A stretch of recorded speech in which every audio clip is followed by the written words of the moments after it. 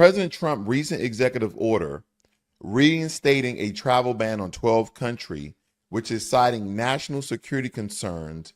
The ban affects nations including Afghanistan, Iran, Libya, Somalia, Chad, Congo, Equatorial Guinea, Myanmar, Eritrea, Sudan, Yemen, and Haiti. And the administration argues that these countries have inadequate vetting processes and have been uncooperative in accepting deportees.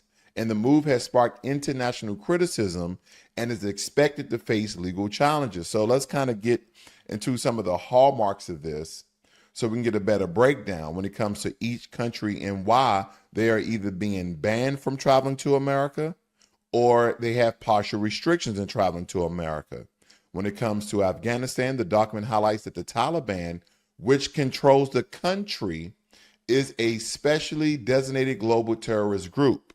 And the Afghan nationals that are here are overstaying their visas is also cited. So again, I think everyone can agree with Afghanistan. When it comes to Iran, we've always been very indifferent in Iran. We have not been allies with Iran. But it states that Trump's proclamation identified Iran as a state sponsor of terrorism. They've been labeled that for a very, very long time. And it states that the sponsorship of proxy groups operating in the region such as Hamas and Hezbollah. So two very major terrorist groups. They're saying getting support from Iran. Trump says that the country is a source of significant terrorism around the world. So why should we have these people traveling to America? We don't know who's who. Again, very discriminatory, but we have to understand the larger picture. Whether you agree or disagree that in these regards, either he's being discriminatory or he's looking at the bigger picture of the security of America. Somalia, the East African country, is branded by Trump as a terrorist safe haven. Like Iran, it also accused of failing to accept its nationals when removed from the U.S. They're saying, hey, don't deport them here. We have enough problems. Well, these are your countrymen. These are your natives. No. We're not going to accept them. It also goes on to state that government faces a very significant challenge from armed Islamists, meaning that we don't know who's in control of the country. And when it comes to Libya, it's cited for his historical terrorist presence, which is painted as a security threat to Americans. I believe this is 1,000% false. Libya, when it comes to Libya, that is 1,000% false in my opinion. Haiti, hundreds of thousands of illegal Haitian aliens flooded into the United States during the Biden administration, now including the creation of criminal networks and high visa overstays. Data from the U.S. Census Bureau suggests that more than 852,000 Haitians were living in the U.S. in February of 2024, though it does not give a breakdown of when those migrants arrived, because basically some of these immigrants, some of these migrants could absolutely be legal residents or legal visa card holders. And quite frankly, here's just a map of the countries that have been either restricted or banned. The ones that are in deep red are the ones that banned, and the ones that are in a pink are visa restricted. Okay, these are visa restricted. So Cuba, Venezuela, kind of daunting that Venezuela is not banned, but they're partially restricted.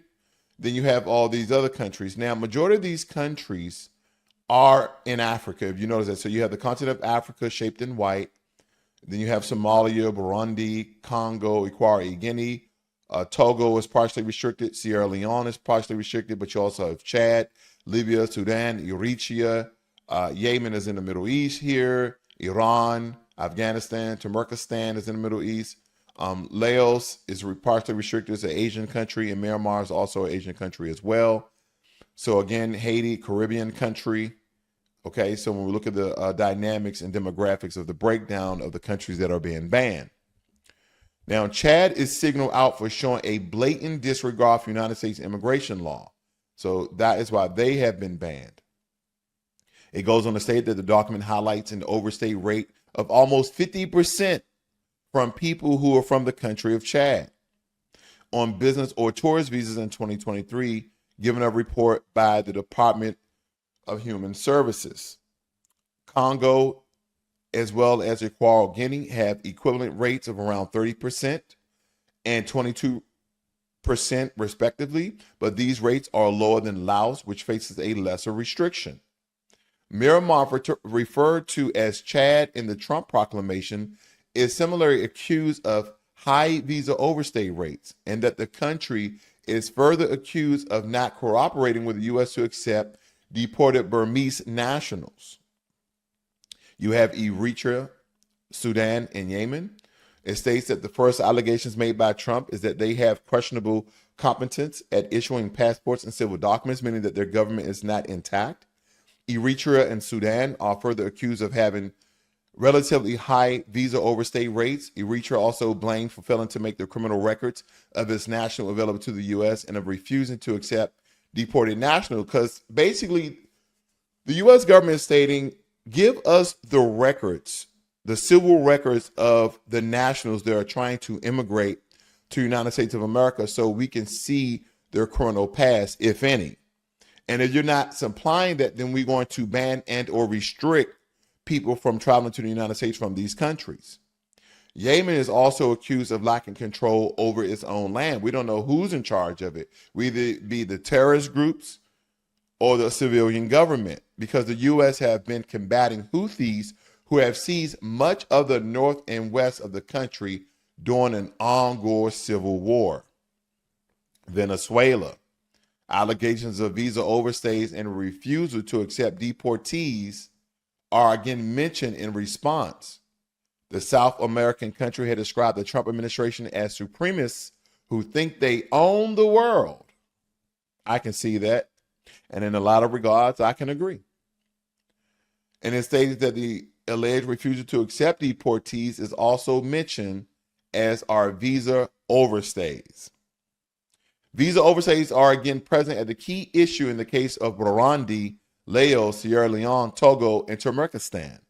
So again, these are a lot of the countries that the Trump administration has, banned and or restricted because of visa overstays or sometimes to terroristic groups. Now, when we look at the following 7 countries that are subject to partial travel restriction, you have Laos, Burundi, Togo, Sierra Leone, Cuba, Venezuela, Turkmenistan.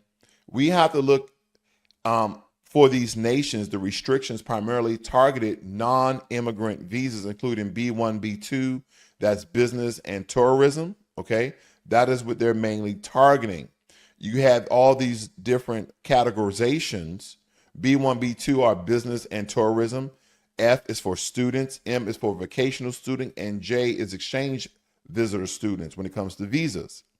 Immigrant visas are also affected. However, certain categories, such as lawful permanent residents and individual whose entry is deemed in the U.S. national interest, are exempt, but they have to be deemed in the U.S. national interest.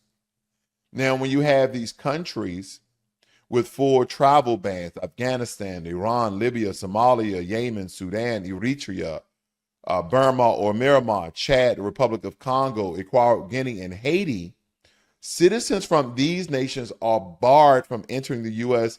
under any visa category, both immigrant and non-immigrant. And the administration justified these bans by citing inadequate vetting procedures, lack of cooperation in accepting deported nationals, and concerns over terroristic activities. So again, I can give a whole breakdown of how these countries are being restricted, but let's look at why Venezuela faces partial but not full restriction. Now, despite concerns over criminal elements entering the U.S. from Venezuela, the country is subject to partial rather than full restriction. Now, this is why I kind of believe the rationale includes, because Venezuela's government is deemed incapable of issuing trustworthy passports and civil documents. The country has historically refused to accept its nationals who are subject to deportation from the United States of America. And a large population of Venezuelans that come to America, Venezuelan nationals, have a significant rate of overstaying their visas, particularly in the B1, B2 category. Now, a complete ban might have broader humanitarian implication given the ongoing crisis in Venezuela and the number of asylum seekers. Additionally, many Venezuelans in the U.S. are under temporary protective status, even though that status is slowly being wiped away, or some of them having pending asylum applications, which that again is being restricted and decreased and complicating the enforcement of a full ban. So the reinstatement and expansion of the travel ban have sparked significant debate, and the supporters argue it's a necessary measure for national security, while critics view it as a discriminatory and politically motivated piece of jargon. And this poses legal challenges. They're going to come to wait and are very anticipated. So again, when we look at these complexities of the travel ban, is it discriminatory or is this national security? Those are the questions that people are asking.